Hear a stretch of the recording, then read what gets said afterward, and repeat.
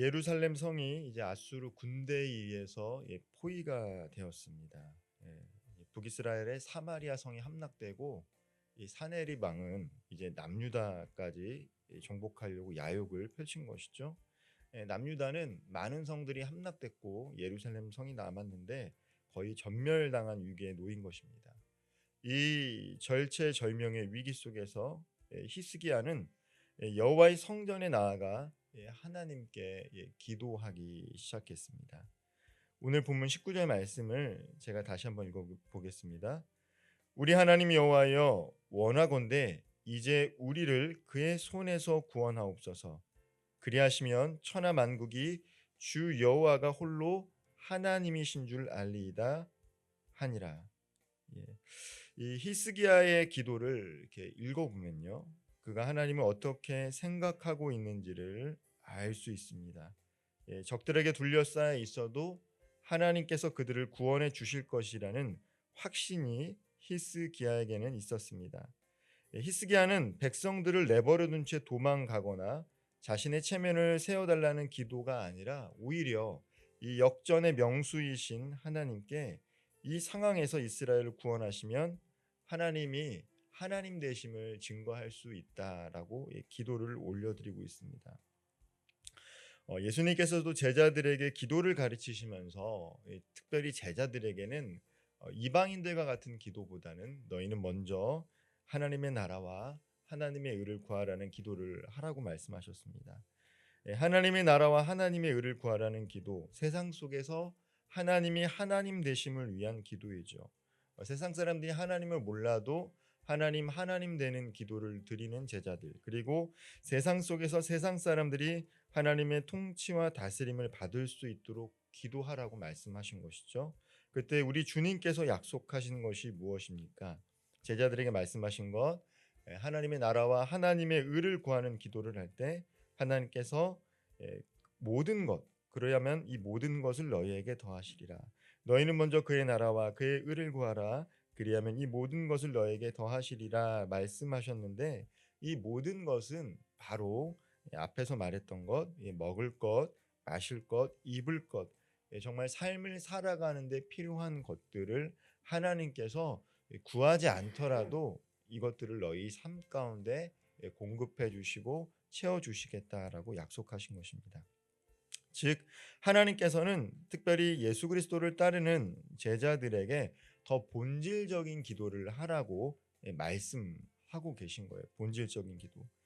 먹고 사는 문제에서 이 자유로울 수 있는 사람은 없습니다. 먹고 사는 문제에서 자유로울 사람이 없어요. 그럼에도 먹고 사는 땅의 기도가 아니라 하늘의 기도를 하라고 하신 것은 그만큼 하나님을 신뢰할 때만 그러한 기도를 할 수 있습니다. 내가 먹고 사는 문제에서 자유로울 수가 없으면 어떻습니까?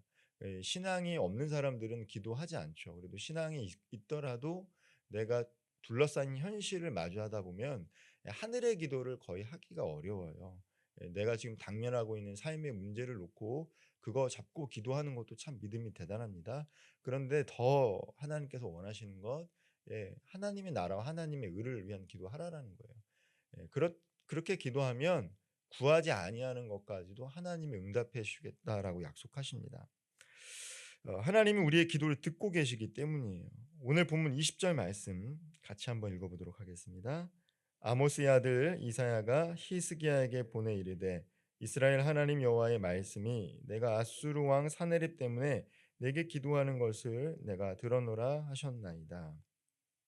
자, 히스기야가 이 성전에서 홀로 외롭게 기도하고 계실 때 하나님께서 하나님의 사자 이사야를 통해서 히스기야를 위로해 주는 것들을 볼 수 있습니다. 선지자 이사야를 통해서 어떻게 이야기합니까? 내가 너의 기도를 듣고 있었다. 예루살렘 성이 포위되어서 너가 그것을 놓고 부르짖고 있을 때 내가 너의 기도를 듣고 있었다라고 위로해 주고 계세요. 히스기야가 이 왕이잖아요. 리더입니다. 어려움이 있을 거예요, 분명히. 자기도 두렵기도 하고 떨리기도 합니다. 근데 이 리더의 역할, 그 자리는 어떻습니까? 내가 두렵다고 해서 두려움을 표출할 수 있는 자리가 아니죠. 히스기야가 얼마나 두렵고 외로웠겠습니까? 그럼에도 불구하고 백성들을 안심시키고 자기는 두렵고 외롭지만 홀로 기도하고 있을 때 하나님께서 이렇게 이사야를 통해서 내가 너의 기도를 듣고 있었다라고 위로해 주신 것을 보게 됩니다. 하나님께서는 우리의 기도를 듣고 계시는 분이에요. 그리고 듣고 계시는 것이 아니라 기도하는 가운데 우리와 함께 해 주시는 분입니다. 그리고 하나님은 기도를 듣고만 계시는 것이 아니라 응답해 주십니다. 하나님께서 히스기야의 기도를 어떻게 듣고 응답하셨습니까? 예, 히스기야가 구하지 아니하는 것들을 하나님께서 말씀해 주고 계세요. 히스기야는 지금 이 상황에서 아수르가 우리 이 예루살렘 성을 포위하고 정말 일촉즉발 그 상황에서 우리를 구원해 주십시오라고 기도하고 있는데 하나님께서는 히스기야가 구하지 아니하는 것들을 응답해 주십니다. 29절 말씀 제가 한번 읽어 볼게요. 또 내게 보일 징조가 이러하니 너희가 금년에는 스스로 자라난 것을 먹고 내년에는 그것에서 난 것을 먹되 제 3년에는 심고 거두며 포도원을 심고 그 열매를 먹으리라. 히스기야는 지금 죽느냐 사느냐의 문제 가운데 있습니다. 적과의 전투를 앞두고 전쟁에서 살아남는 것이 중요해요. 근데 하나님께서는 어떻게 근데 말씀하세요? 이사야를 통해서 어떻게 응답하고 계세요? 남유다 백성들이 먹고 사는 문제에 대해서 얘기해 주고 계세요. 지금 살아남는 게 중요한데 어떻습니까? 하나님은 2년 뒤, 3년 뒤에 너희들이 어떻게 먹고 마실 것까지도 세심하게 이야기해 주고 계신 거예요. 스스로 자라난 곡식으로 2년 동안 너희가 먹고 마실 수 있고 3년째는 또 심고 거둔. 그러니까 심고 거둔다는 게 무슨 의미입니까? 전쟁이 다 끝나고 너희들이 농사 져서 이제는 먹고 마실 것까지 내가 책임져 주겠다라는 걸 약속하는 것이죠.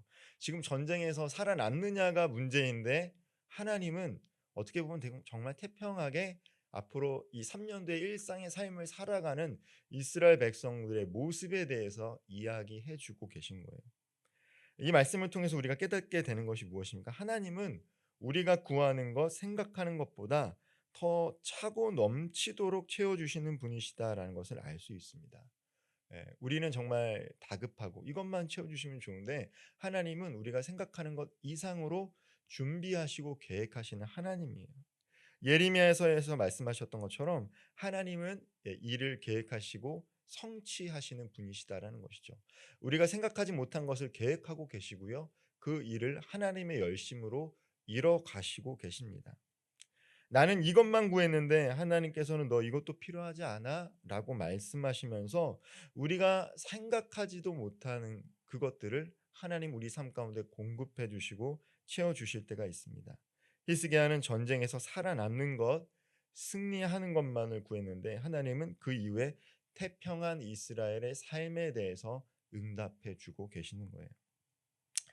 또한 하나님은 히스기야가 전혀 생각하지 못한 방식으로 이스라엘 백성들을 구원하시겠다라고 약속하십니다. 히스기야는 예루살렘 성벽 위에 서서 아마 사방에 둘러싸인 수많은 적군들을 바라보면서 두려운 마음이 생겼을 것입니다. 하나님께서 지켜줄 것을 확신했지만 인간적인 마음으로 두렵지 않았겠습니까? 이 많은 상대를 우리가 어떻게 이길 수 있을까? 그리고 정말 그 당시에 제국이라고 할 수 있죠. 아수르는 제국이죠. 5대 제국, 그 중동 지방의 5대 제국 중에 하나의 제국이었던 이 아수르가 주력 부대를 데리고 예루살렘 성을 포위했는데 두렵지 않았겠습니까? 네, 하나님은 놀라운 방법으로 이스라엘을 구원해 주세요. 35절 말씀 제가 한번 읽어보도록 하겠습니다. 이 밤에 여호와의 사자가 나와서 아수르 진영에서 군사 18만 5천 명을 친지라.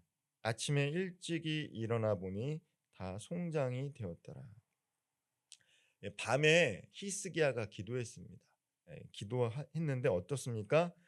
이 밤 사이에 하나님의 사자가 아수르 진영에 와서 주력 부대 18만 5천 명을 쳤어요. 그리고 다 죽었다라고 기록이 되어 있습니다. 유대인의 역사를 쓴 폴 존슨이라는 사람이 역사의 아버지라고는 하는 헤로도토스의 역사를 인용하면서 이 사건을 이야기합니다. 어떻게 이야기하냐면 쥐들이 전염시킨 페스트다라고 얘기해요. 역병이다라고 얘기한 거죠. 성경에서는 하나님의 사자가 18만 5천 명을 죽였다라고 하는데 예전에 이 역사의 아버지라는 헤로도토스가 쓴 역사서를 인용하면서 그것을 봤을 때 아마도 이것은 역병이었을 것이다. 하나님께서 역병을 통해서 이 사람들을 다 멸절시키셨다라고 얘기를 합니다. 어떤 방식으로든 하나님께서 이스라엘 구원하셨다는 게 참 놀라운 것이죠. 우리의 이성으로는 이해하기가 어려워요. 어떻게 하루아침에 그 강한 군대 18만 5천 명이 죽을 수 있지? 예, 우리의 이성으로는 그것을 이해하기가 어렵습니다. 그런데 하나님께서는 이 일을 하실 수 있다라는 것을 우리는 기억을 해야 돼요. 오늘날 이제 우리가 살아가는 시대, 이 과학과 이 경험이 중요한 이 시대에서는 우리의 이성으로 이해할 수 없는 범위는 이해하지 않으려고 한다라는 것이죠. 합리적인 시대를 살아가고 있습니다. 그래서 우리의 상식과 우리의 경험으로 제한할 때가 있어요. 예, 초월적인 하나님을 우리 스스로 제한할 때가 있다라는 것이죠. 그럼 어떻습니까? 하나님께서 우리 삶 가운데 역사하고 싶어도 역사할 수 없다라는 거예요.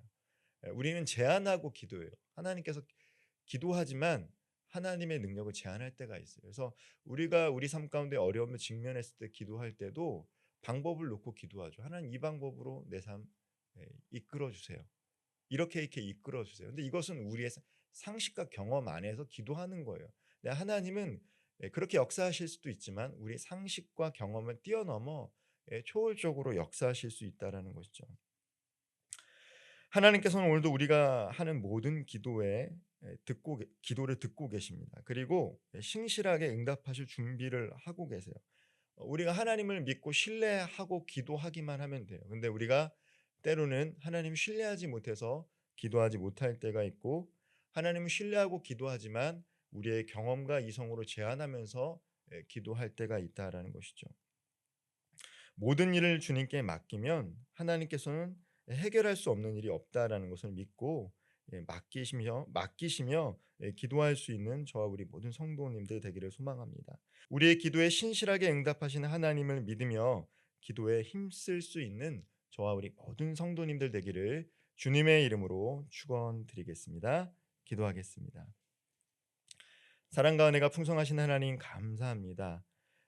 히스기야가 홀로 예수 그리스도의 이름을 부르며 하나님 앞에 나아갔을 때, 하나님의 이름으로 하나님 앞에 나아갔을 때 선지자 이사야를 통해서 히스기야가 구하지 아니한 것까지도 하나님 말씀해 주시고 응답해 주셨던 것처럼 오늘 우리도 예수 그리스도의 이름으로 하나님 앞에 담대히 나아가 기도할 때 하나님 우리의 기도에 응답하여 주시옵소서.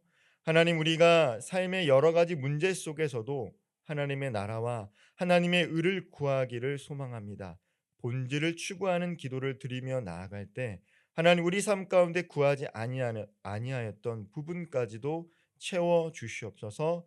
하나님 우리의 이성과 경험으로 하나님을 제한하지 않기를 소원합니다.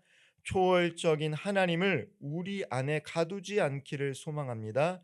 예수 그리스도의 이름으로 기도하며 나아갈 때 모든 것을 맡기며 나아갈 때 때가 되었을 때 하나님의 때에 하나님의 방식으로 모든 일들을 이루어지게 하여 주시옵소서. 특별히 오늘 이 새벽에 각자의 삶의 문제를 가지고 오신 성도님들 계십니다. 삶의 문제를 가지고 하나님 앞에 부르짖으며 나아갈 때 하나님 히스기야에게 위로해 주셨던 것처럼 기도를 드리는 성도들의 심령을 위로해 주시고 때가 되었을 때 하나님의 방법으로 응답하시는 놀라운 축복을 경험하게 하여 주옵소서. 이 모든 말씀 우리 구주 예수 그리스도의 이름으로 감사히 기도드리옵나이다. 아멘.